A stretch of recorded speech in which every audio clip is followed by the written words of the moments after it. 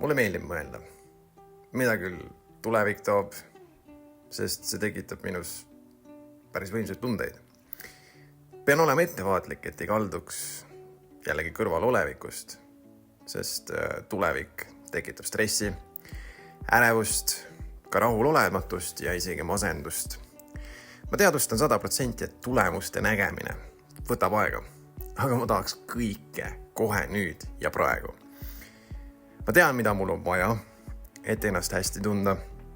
Siiski need tegevused muutuvad sageli ükskluiseks ja tüütuks. Kui ma tulemusi ei näe, tekivad kohe mõtted, kas see üldse tulebki. Hakkan end võrdlema teistega ja unustan kähku selle, mis on juba hästi ning mis on juba saavutatud.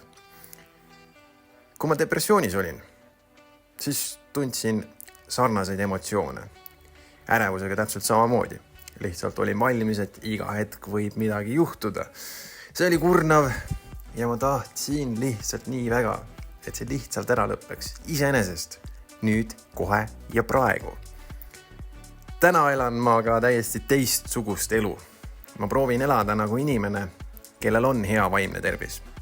Olenemata sellest seisan silmitsi väljakutsetega, mis on ilmselt ebamugavamad kui isegi depressioonis olles. Stress, hirmud, ärevus ja rasked perioodid on endiselt elus alles. Aga ma tunnen ennast vähemalt oma kehas ülihästi. Enamik päevi ongi lihtsalt tuim tegutsemine, tehes lihtsaid tegevusi, mis mind, minu vaimset tervist, minu füüsilist tervist pikemas perspektiivis toetavad. Pean tegema trenni iga päev, olgugi et ma tihti ei viitsi. Pean tekitama aega enda jaoks, eriti mõtlemiseks ja lihtsalt olemiseks, kus ma ei teegi mitte midagi. Olgugi et ma tegelikult soovin ohverdada kas unetunde või pühenduda mingisugusele projektile ennast täielikult. Ma pean vastu võtma ebamugavaid olukordi, nendest õppima ja arenema, et mitte elus jääda paigale. Ja ma pean minema hirmudele vastu, et üldse näha, mida ma kardan.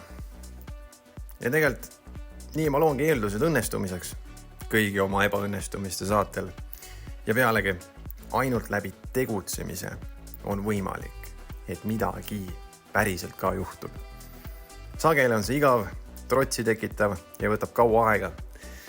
Aga see on seda väärt. Ma siiralt loodan, et saad siit inspiratsiooni oma teel.